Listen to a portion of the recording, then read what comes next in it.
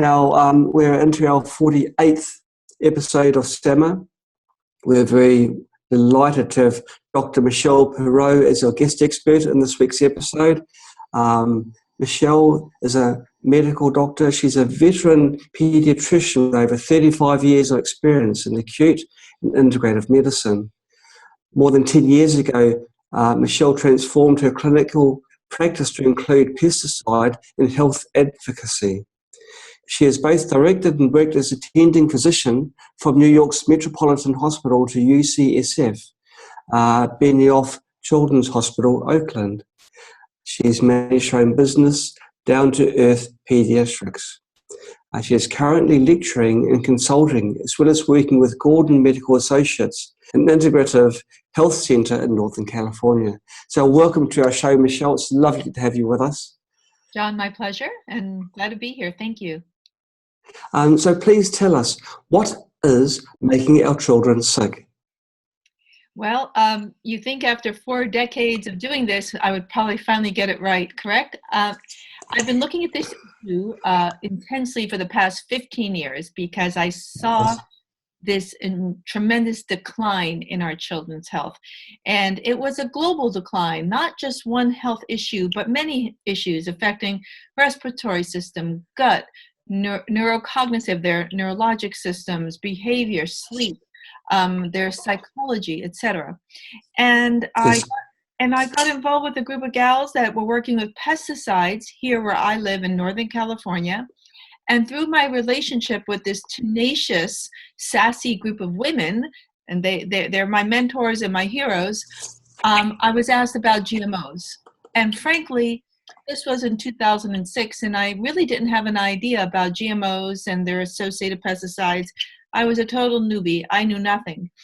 And I read what they recommended I read, a book by Jeffrey Smith called Seeds of Deception, which turned me around, light bulbs popping off and lots of information coming my way. And I finally put some dots together and began linking what I was seeing in kids, chronic illness, and the effect of our modern industrial altered food that's been genetically modified and their associated pesticides on our children's health. Long answer. Sorry, that's a long answer. No, it's great. It's actually last night I was listening to Cat Stevens' Where Do the Children Play, and it really struck me. Like we've got the SAMA the day after. The SAMA was coming the day after, and the focus is really on and everything but the children now, which just seems wrong. The song, of course, is talking about progress and buildings being made taller and roads being made longer and going on forever, but where do the children play? And now we're talking about a health issue where children's health is coming secondary to progress, to genetically modified foods, all the modern foods that come out. When you talk about pesticides, what does that term include? You're talking about pesticides use. Mm-hmm. So I really honed in on glyphosate, which is the active ingredient in Roundup, because we introduced in 1996 crops, herbicide-tolerant crops called Roundup-ready crops, that when they were sprayed, they could withstand the spraying, they didn't die, and so these were Roundup-ready crops that were meant to be sprayed with Roundup and other glyphosate pesticides. There are 730 formulations now worldwide. There are pesticides that are being used in crops, in people's gardens, at schools, something I'm working on here at home, such as organophosphates and various fungicides, etc. But I really honed in on the most commonly used herbicide, which is Roundup. Right. Gosh, it's terrible. And that could explain why the children today seem to be more sick than previous generations. You just can't, it's so hard to work around Roundup and other toxins which are spread over our crops. It's it's ubiquitous, and this glyphosate, it's a sneaky little molecule. It gets into everything. It's tenacious. It gets into water. It gets in the air. It's in our food. You track it in the house dust when kids come in from playing. So children and us and our animal friends and our livestock are exposed literally at every turn, every angle. Wow. So are there steps that you can take to remove the toxins from your body, or what is your approach? What do you do for children that come to see you who are sick? Yeah, so just to kind of, hone it down for our audience here. So Yeah. I insist that people eat organic food, or as organic as they can. I understand all the challenges to getting organic food, whether it's access, cost, whether it's just not available. So that's my first thing. And to avoid processed foods, farm to table, everyone back in the kitchen. Here in the States, nobody wants to cook, everybody wants to do takeout. Takeout is no good. So we have to really start getting cooking again when making real food. So as organic as they can. If they say they can't do organic for any reason, I ask my families to avoid GMOs. And if they avoid certain crops, they will avoid GMOs, and just Okay. rinse off the pesticides from other crops. I start. So there are some crops that are that they almost exclusively use pesticides. So here we have the crops in America that are almost completely genetically modified are soy, corn, canola, cotton, alfalfa fed to livestock, and many. Gosh. And we're seeing more and more. We have Hawaiian papayas that are modified. Sugar from sugar beets is extensively modified. So it becomes like you almost need a PhD in food preparation to kind of navigate a supermarket. But we at least avoid corn, soy, and sugar from sugar beets. And if people just stick to fruits, veggies, a little bit of meat or fish if they're vegetarian, or other proteins, rice and beans, etc., they can avoid a lot of the pesticides. If you buy lettuce, for example, that has been sprayed, at least you can wash it off. Lettuce, so far, is not genetically modified. So there's certain vegetables and fruits we can still wash it off. But for example, if you buy genetically modified corn, you cannot wash off the pesticide. Every kernel of corn has become a pesticide, so it cannot be washed off. So people need to understand these differences. Okay, so they've actually put the pesticide into the corn itself. They've actually put it inside the cells, if you like, of the corn. So this is Gosh. such an interesting process. There are different techniques for genetic modification, and one is Mm. insertion of a gene that codes for herbicide tolerance, and they use a gene gun to insert this new coding, and they have to do all sorts of things to get the plant to uptake this new genetic sequence. Okay. The other thing that they do is it's something called BT, where they take a soil bacterium, Bacillus thuringiensis, which naturally produces an herbicide, this bacterium. They take that gene and they've inserted into the corn, and so that when pests, various insects, corn borer, etc., eat that corn that now has this gene from the bacillus organism, the actual insect's tummies burst open. And that's what happens. We were told that when we eat that corn, we wouldn't have these issues because the acidic environment of our stomachs would break down the BT. Now, that's not been shown to be true because they have found this circulating BT in, for example, fetal blood, maternal blood, and so it's not so clear if it's broken down. And many individuals, particularly here in the US, don't have acidic guts anymore, particularly their stomach, because they're all on acid blockers, such as Tums, Prilosec, etc., because everyone's got reflux and all these gut issues here. So that's not quite true. And so there are different modification processes. And now what people really need to be aware of, there's a new couple of years old gene editing process called CRISPR.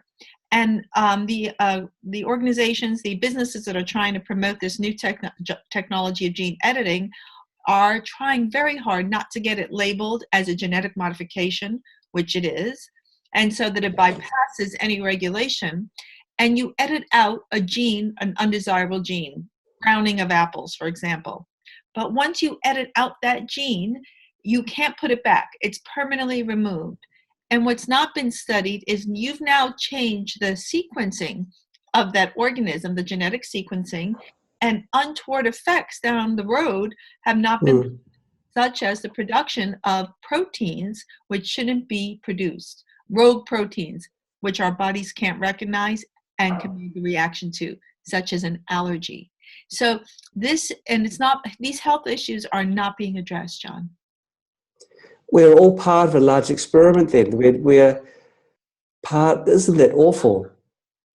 Wow. We are a big, we have a 20-year scientific experiment that has taken place among our children, our livestock, our cats and our dogs, ourselves, because we've been eating it since 1996. And now we're seeing the downside. Our children are the experiment. Everyone's that part of the large experiment. So what can we do? We buy organic foods. We wash product as best we can. If your child has got glyphosate in their body, can we take steps to remove that? Yes, we can. So, so many children now have gut inflammation, things called leaky gut, permeability, and an abnormal microbiome, which are the beneficial germs in your gut, which really are considered an organ now. They're crucial for health. And glyphosate, which has been patented as an antibiotic by Monsanto, disrupts that microbiome. We only have that data from animal studies, and we're starting to look at that in humans, literally, as we speak. So what parents can do, well, again, we talked about removing the source, right? Remove the glyphosate. But in addition, they can help heal their children's gut through various ways. One would be by improving the microbiome. And that could be either taking probiotics or eating increased amounts of fermented foods. And people can make fermented foods at home. It's not that difficult. I mean, I'm no Martha Stewart, but I did it at home myself. It's not so tough. So that's one thing parents can do. They also can give their children various herbs and plants in like a smoothie, such as dandelion. I say don't spray the dandelion, eat it. And there are other herbs that are detoxifying, like cilantro and parsley. And these are things we can get here in the US. And so to increase those things in children's diets. And then what we need to do is if a child really is having issues, whether it's autistic spectrum disorder or autoimmune diseases, and I'm not trying to have one size fits all, it isn't. Medicine's very individualized. They can consider taking their child off gluten and dairy because those are really inflammatory foods until the gut gets better. These are beginning. Okay. The food sensitivity tests, is there any controversy with those? Massive. Yes, lots of controversy. And the controversy is really with Western practitioners. They don't wrap around this idea that you can have low-grade chronic inflammation. They consider only the most severe reaction that you get mounted to, let's say, a peanut sensitivity. Your immune system mounts a response and it's called IgE, immunoglobulin E. A very reactive one. Those are the ones where the kid has anaphylaxis, they can't breathe, they swell up. It's not a good one. But there are low-grade inflammatory reactions that can occur with other immune antibodies, such as IgG and IgA. Now, as an integrative practitioner, we know that these other immune antibodies are significant, even though they're low-grade. And many Western practitioners don't believe it. They say those are normal. And this is where we disagree. I have seen children with massive high levels of all these markers, the IgG and IgA. We heal their gut. We make changes to their diet. I offer various different tools from my toolbox, my integrative toolbox, and those markers go down significantly and or go away. And they feel better. What a thought. Clinical evidence. Well, why, if you're getting success, why is it being opposed? Why isn't it being sort of, taken up with other by other researchers and health professionals? Well, you'd have to be willing to ask the question whether our model of medicine is serving our new blossomed group of ill children. And the present model of medicine, pill for ill medicine, where we treat symptomatology and we give a drug based on a symptom, it does not work for chronic disorders. Maybe for an acute issue, if you're having a heart attack and you take a nitro paste or something, sure. But these chronic disorders, this pill for ill medicine doesn't work. So this pharmacology-based prescription is faulty when it comes to treating chronic disorders, whether it's autism or autoimmunity, Crohn's disease, multiple sclerosis, etc. So we are, and here is Western medicine does not work. In the world of integrative medicine, or we also call it functional medicine, there are many tools that do work. Herbs, homeopathics, various supplements, dietary, food-focused medicine, dietary manipulations, and focusing on foods that will improve health, whatever that prescription might be, do work. But they're not profit-making. You don't make a lot of profit by recommending parsley and cilantro.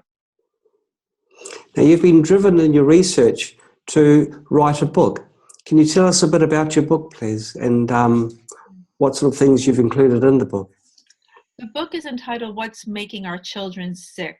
How Industrial Food has Caused an Epidemic in Chronically Ill Children, and what parents and doctors can do about it.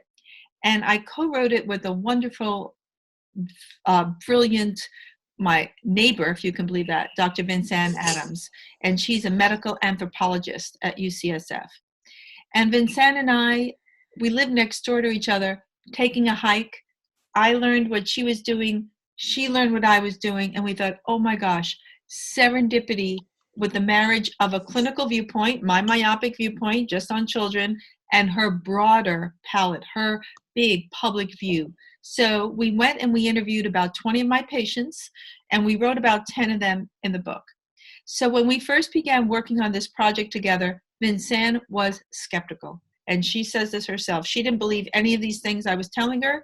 And she said, well, if GMOs are so bad and we have this food crisis, why aren't my doctors telling me this? I don't hear this from my people. Or her institution, UCSF. They actually thought she was crazy to get into this project. As she starts talking to all my patients who are and seeing the lab data and the clinical improvements, she finally got it. And also she was doing her own, research and reading. She read tons. So we wrote this book to really help people connect the dots, beginning, and this book was written for people who are naysayers, who say, what? GMOs, pesticides, causing all these issues? No way. And many of these folks are scientists, doctors, and that's the audience we were really going for, the naysayers. And so we put all these pieces together, start from the beginning, go through the gut, based on all my patients, ending with the concept of eco-medicine, where we need to change the model of how we practice, particularly here in the US, which is Western medicine. Gosh. So when you're consuming modern food, you're really consuming created chemicals. Who regulates the food system? And are there any blind spots within this regulation? Well, I'll give you a polite answer, John. We have 3 organizations here in the U.S. that are, in theory, regulating our food. We have, regulating these processes. We have the EPA, the FDA, and the USDA. That's here in the U.S.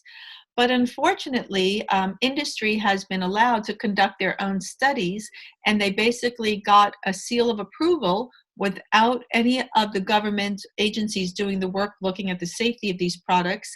And they got the seal of approval that these foods, let's say GMO foods, are GRAS, generally recognized as safe. So we basically had the fox guarding the hen house. The agencies, when they first were asked to look at this stuff in the 80s, reported that they were concerned. Like in the 1980s, the EPA gave pushback against a glyphosate, for example, because it showed kidney tumors in rats. And agribusiness was able, through very deep pockets, to work around it, get their people in wherever they needed to, and get things pushed through. So we unfortunately have somewhat of a very cozy relationship between agribusiness and our government. And I'd have to say nobody is really watching out for children or any of us. For the people watching this video now, some of them may be thinking, well, this is not, you're obviously anti-GM, and it hasn't been proven that it's causing illnesses. What would you say to people like this to, make them open their eyes? So what I would say is something that I had to go through, John, is when I first started, I said, really, genetically modified food are causing all these issues? So I went to the science. I said, let's go to science. I didn't believe it myself. I'm a New Yorker. Skepticism runs in my blood.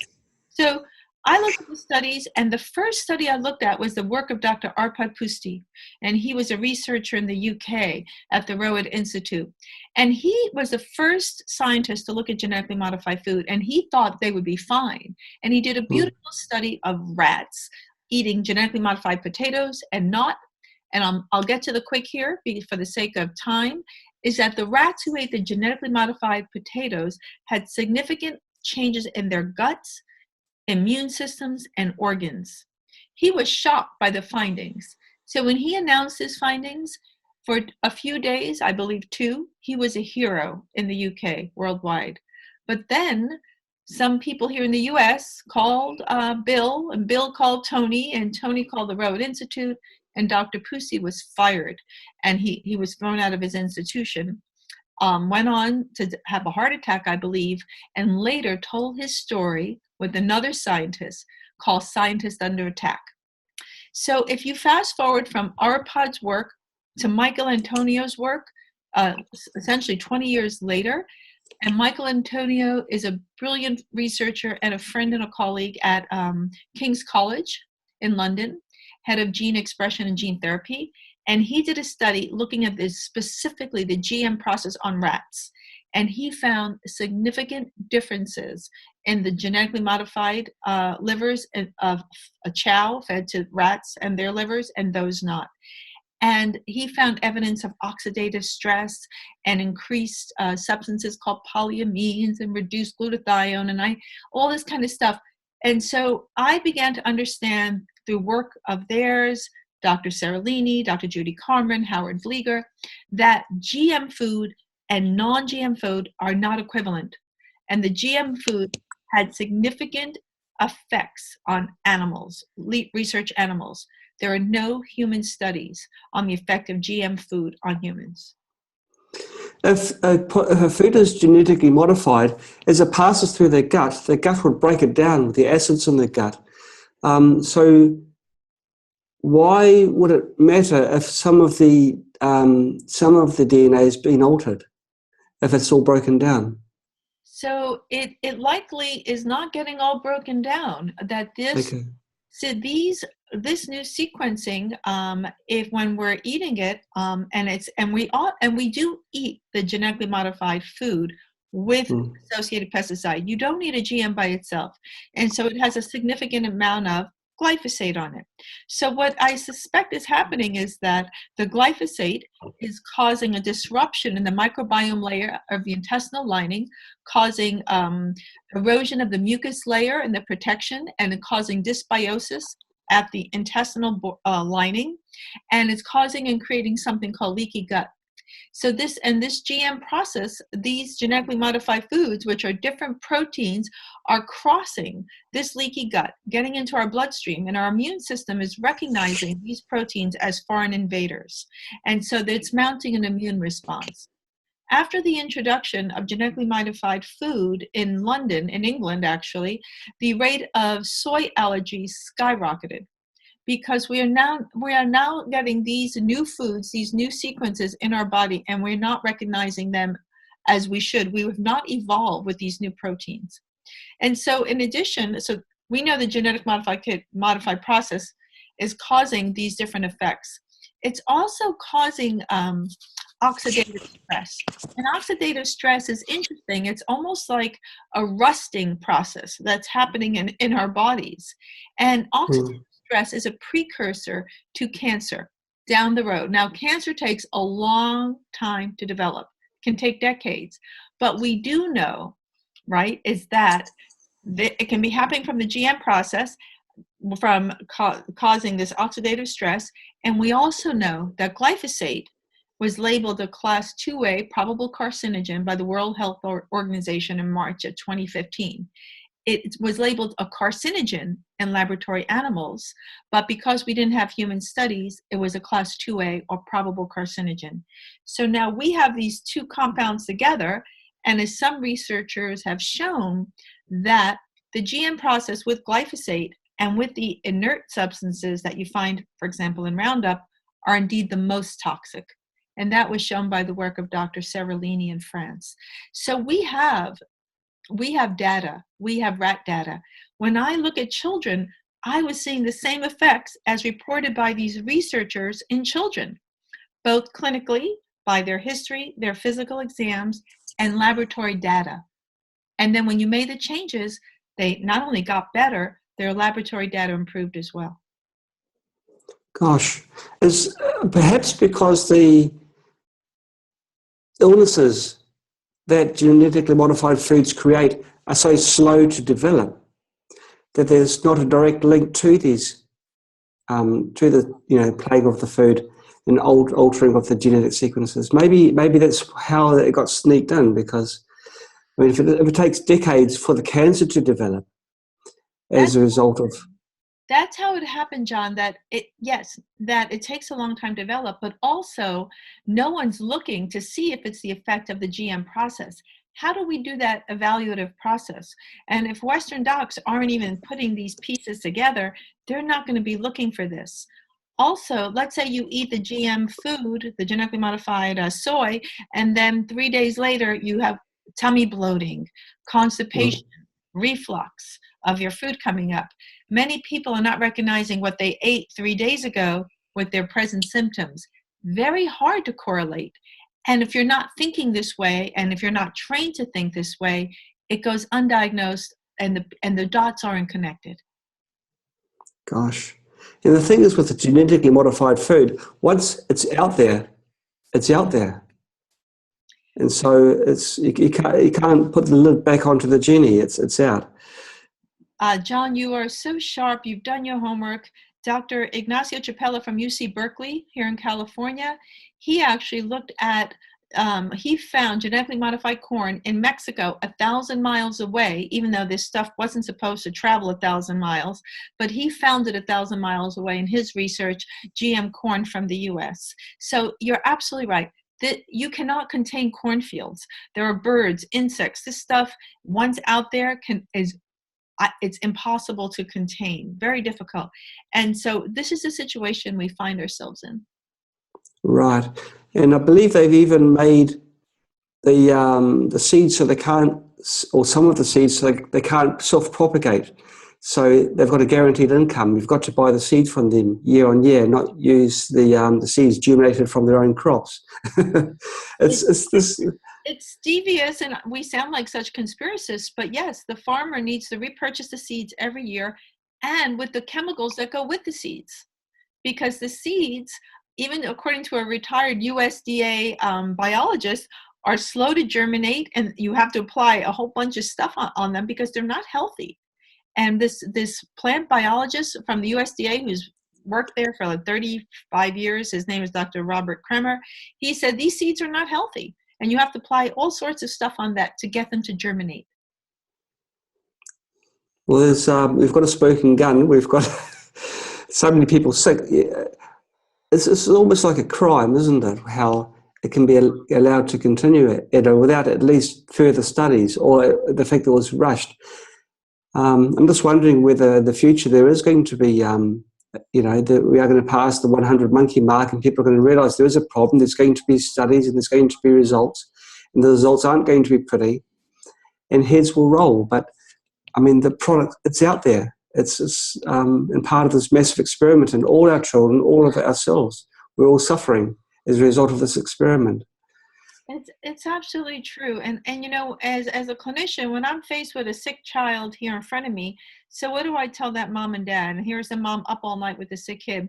I'm sorry, nothing I can do. Well, we're all part of the same science experiment. So that is not where my ethical and moral obligation lies, right? My obligation lies with that child and that family.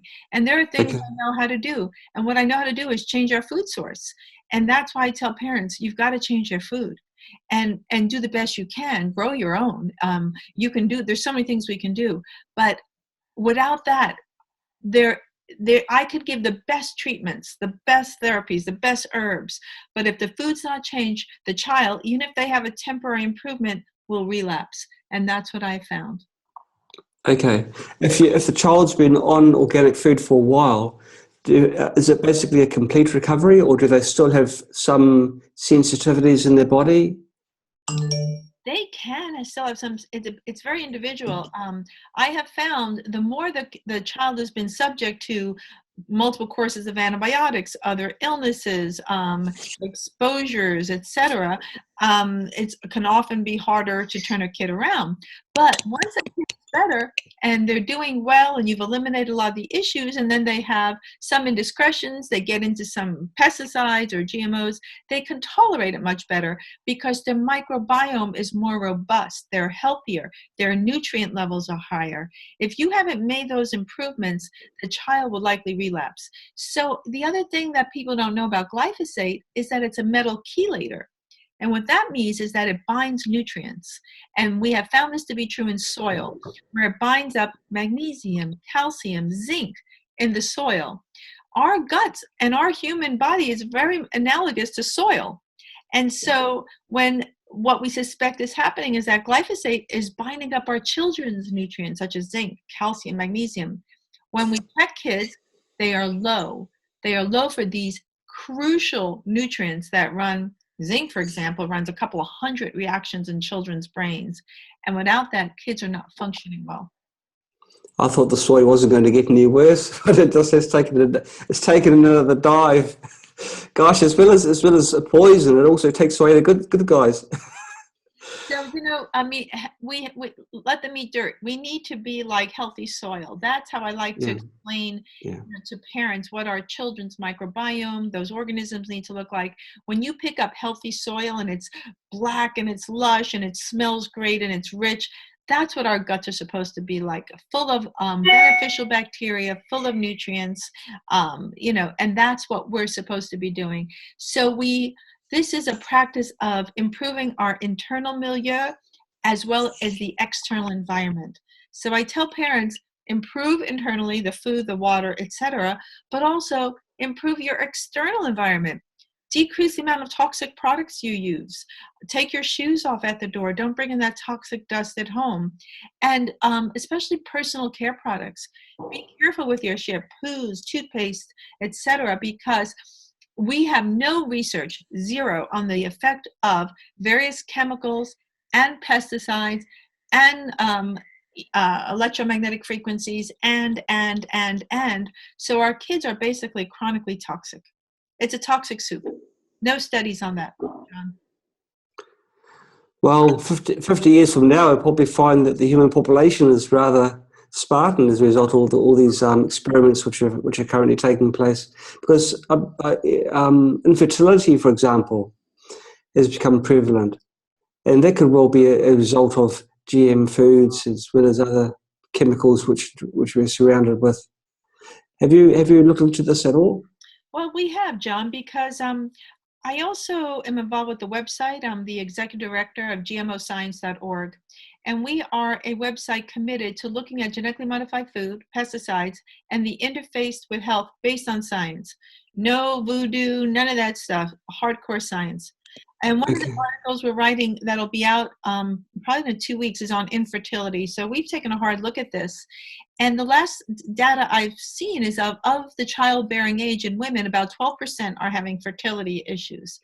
And there are some corners of the US right now where there is an infertility clinic on every corner of some towns in the Midwest, one of our big growing areas. And it's meant to. Sperm counts are down as well. It's not just women, it's both sexes. And so we have a massive infertility issue occurring literally now. And when you look at a lot of these women, there was a study done out right here in the Midwest in the US, in Indiana. these women were 90% positive for glyphosate. So we know those pesticides are on board. We know about infertility. And so this is something that we're addressing, and we're looking at it actively. We are involved, yes. Wow. I assume that most countries in the world are using some genetically modified foods or sprays. Are there any countries which are worse than others? Yes, I think the U.S. is probably the worst. We're probably the worst, I think. Also, Argentina and uses a lot of GMOs. Brazil is getting up there now. Some countries are doing much better. Sri Lanka has banned GMOs. I think France does somewhat better. Russia has banned imports. There are some other countries that don't allow growth. I believe Hungary is looking into it. So it's really country by country. So, and now, at least in the European Union, they have much stricter requirements regarding glyphosate and the amount that is allowed in food and in water here in the U.S. In the U.S., every time the amount goes up, we increase the amount that is allowed because we have more and more glyphosate on board. So certain countries are better. I think there are 60 countries now that are either banning GMOs or at least restricting their usage. And even in India, there's certain states of India which are banning GMOs, and some states are growing it. So it's very variable. Canada also uses a lot of GMOs in Canada, our neighbors to the north. Mexico is getting it pushed on them by the U.S. government because corn is very important to the Mexican culture, maize. And so it's really hard to know where to buy your produce, where to get your food. So you really need like a PhD and, global politics to understand where to go food shopping. Gosh. And when you've got corn and oils and, sugar beet, sugars, it could be anything down the product line which has had sugar added, which is basically everything on the supermarket shelf now.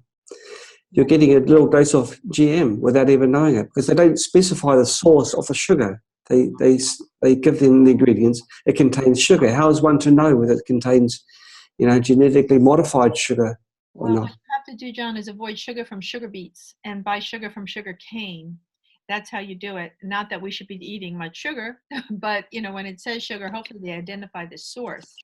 But as Yes. you well know, we were defeated with genetic GM labeling here in the US. So we have no way of knowing what we're eating or tracking disease, because if a food is not labeled and there is a health issue, we can't track it to its source. Like HIV, when that first came out in the 1980s, it was identified and tracked, but we cannot do the same because we don't have labeling. Gosh. You mentioned earlier on, as recently as 2015, they did studies and found genetically modified foods, glyphosate, to be carcinogenic to humans. Yes, correct. So Well, there is only actually 2 human studies on glyphosate and carcinogenicity, and I believe it was a kidney embryonal cell. There's only 2. Most of the data was from laboratory research animals on the carcinogenicity of glyphosate. There's only, I believe, 2 cells that looked at human kidney embryonal cells and carcinogenicity, and maybe one other, but most of it comes from animal research. Gosh. So there's been 2 studies, and yet it's worldwide use. It's quite a dangerous experiment, don't you think? The rates of cancer are exploding in adult children. And what I find extremely interesting, and here's a little sidebar, is that dogs, for example, the rate of cancer in dogs 50 years ago was 1 in 100 dogs would develop cancer. It's a relatively common issue for dogs. The rate of cancer now in dogs in America is 1 to 1.6. And the most common dog tumor are lymphomas, blood tumors. Now we know that the tumor that's been associated with Roundup, for example, is non-Hodgkin's lymphoma. And you know I'm asking the question, is this relationship between dog lymphoma and Roundup? Because dogs are so close to the ground, they're drinking a lot of groundwater. And is this what's causing the epidemic of dog cancer? So you should also know that the loss of livestock in America is significant. There's massive livestock loss. And when I do talks, and I have pictures of slides from livestock that I got from a vet, Dr. Dumpmeyer, Ted Dumpmeyer. I have to give him credit. And I have pictures of cattle's livers sacrificed from the cattle died at birth that were fed glyphosate-based food. The livers look awful. My gosh, enlarged, mottled, friable livers. When the vet changed their feed to non-GMO glyphosate-containing feed, the liver problem went away. And there's the pictures right there in front of you. It's hard to make this stuff up. You can't make this stuff up. It's almost unbelievable that if there's proof or evidence or even any suggestion that there's a danger to human lives and human health, for this to continue. It just seems rather unbelievable that that government agencies, the FDA, will allow this to happen without any sort of,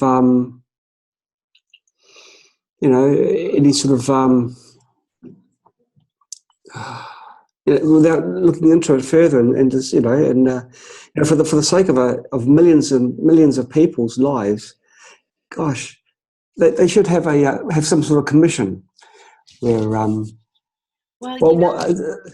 it's beyond words. It's hard to wrap around. I've asked myself the same thing. I always worry about being called a conspiracist, but it's hard to imagine that we would have let something happen to billions of people. It's almost without conscience for profit. It's hard to wrap around that idea. And even I've had this very issue when there's a disease in children where parents purposely hurt children. It's called Munchausen's by proxy. And it's very hard to diagnose because we as pediatricians cannot wrap around the idea that somebody would purposely harm innocent beings. So that's why it's been so hard to wrap around this idea that we could have produced something that's so intentionally harmful for the sake of profit and being able to patent seeds. But there's something, I'm a health provider but I have read Carrie Gillam's book, Whitewashed. I think I have it there behind me, that looked into the collusion and the conspiracy and the deception that has occurred. And I think UCSF has just acquired the Monsanto papers, the millions of pages, well, I don't know how many, a lot of pages of emails and ghostwriting that went on and deceptive practice between the EPA and agribusiness. I mean, we have names. We know who these people were. We know who took money. We know of these relationships. So it exists. The information is there. So, but what I try to do is take care of children and not go down that rabbit hole. But I'm aware, once you open your eyes to the truth, you can't go back to sleep, John. So your book, we'll just quickly talk about your book before we finish. Do you provide solutions in your book? Give recommendations on? We do some. I don't do so many treatment protocols. That may have to be book number 2. I hope Dr. Adams is open to the idea.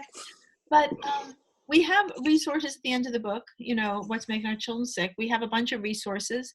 And, if people don't understand that they need to avoid eating this food and eat organic, then I don't know. I don't think we've done our job. So we really try to drill down that message. In terms of specific treatments, I haven't gone into that. Which homeopathics I use, which herbal remedies I use. I gave you a little bit of a talk before about what herbs I like to use and what spices, but I didn't go into it. I think there will have to be a follow-up book. And if people Google this online, they can find stuff. I do have products I use. I can go into it and tell people how to reverse the glyphosate damage. It is doable. You can do it. But I think people need to work with somebody, like an integrative practitioner, if they have serious health issues. It's kind of hard to manage this on your own. But I have families who reported feeling better within 3 days just by going organic. So, I say we start there. You drink filtered water when we can. You decrease the environmental toxic load so the child has a lower, and families, lower allostatic load of total toxicants. And then I think I'll be writing that follow-up book. I'm going to call it Roundup Ready Children. Nice title. Gosh. Would you be allowed to use a product name rather than the chemical name? No, I don't. I'm being partially tongue-in-cheek here. I don't think I can use that name. I think it's been used, but but I think I need to maybe start a blog or something online for parents. And they can get a lot of this information online or through integrative practitioners, whether they're chiropractors or traditional Chinese medicine, acupuncturists, etc. But I think where people can start here, you eat organic, get a basic water filter, eat fermented food or take probiotics. You can start there. And if that's not enough, and take a multivitamin, a quality multivitamin, and include more greens in your diet. That's a place to start. Can eating modified food in any way change your own DNA? That is a good question. And the way it can do that is, and I've been reading about this, trying to see how this happens. I think what the genetically modified food can do is alter your microbiome. And microbiome and your cells can switch information. This is what we're starting to understand, that there can be a DNA exchange between your symbiotic inhabitants of your gut and your own cells. Now, your genetic sequence is your genetic sequence. However, what we can modify are the epigenes. And these are various molecules that sit on top of your genetics, and they are modifiable through, for example, various processes, one's called methylation, etc. And so they are, and genes can be turned off and on depending on these epigenetic changes that can be happening from GM food and or changes in your microbiome. So yes, the answer is yes. It's more complicated. That's the quickie answer, but I do believe it can happen, yes. And so if it does happen, will that be passed on through generations because it's a part of your own DNA? Your own DNA gets passed down? So indeed, that is how it's happening, because when babies are born vaginally, they acquire their mother's microbiome. And they also acquire whatever mom was exposed to. Those epigenetic changes are passed on to the offspring. So oftentimes people think, well, ADHD runs in my family and it's genetic. You'll hear that quite a bit. Well, it may not be genetic, it may be epigenetic, because genetic changes are very hard to change. But mom and dad's exposures can have changed their epigenes, which then get passed on to the offspring. And those epigenetic changes are what the baby's born with. You could even have two babies, twins, where one receives epigenetic changes and one doesn't. So one baby's healthy and one isn't. It's very interesting. Both babies don't receive all of mom's load and exposure. If mom is a high toxic load, only one infant might receive it.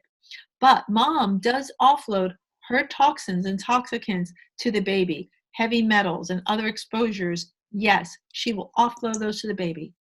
Here in the US, 1/3 of babies are born via cesarean section, so they don't acquire the normal microbiome, which from mom, the germs, the beneficial bacteria, because those bacteria talk to the baby's thymus, their innate immunity, to set up the beginning of the baby's immune system. And babies born by cesarean, one of mine was, acquire the microbiome of their skin, the surgeon, and the operating suite. Now, through breastfeeding and nursing, that baby's microbiome will be altered. But if that baby is fed formula, they are definitely at a significant impairment immunologically. Gosh. Have I depressed everybody by now? I feel it's like people are going to be running away from this feed. Yes, yeah. Well, it's any positive spin you can put on things. Yes, I know I sound like Dr. Doom and Gloom here, John, but things change. Remember, the body has an innate ability to heal itself. And if you give it the right tools, it will heal itself. So if you change your child's diet, give them organic food, increase the nutrients by fresh fruits and vegetables, and as clean as water as you can, perhaps with a water filter in some areas, that child, you will give a child the tools it needs to heal itself. And children do heal. And adults can too. Yes, there is a positive answer. Wonderful. Everyone, we're talking with Michelle Perro, expert on child health and genetically modified foods and glyphosate and other sprays, and what to do about it. She's released a book. Please read it. What's making our children sick? Michelle, thank you so much for being on our show. It's been a very depressing subject, to be sure, but there is an answer, and the answer is to avoid the poisons that are out there. Yes. Gosh, yeah. Well, thank you so much for coming onto our show, Michelle.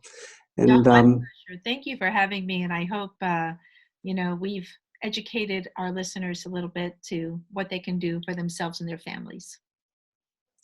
Let's hope there's a change in the future, in the near future. I hope that these studies are released that show the damage that this modern food is causing.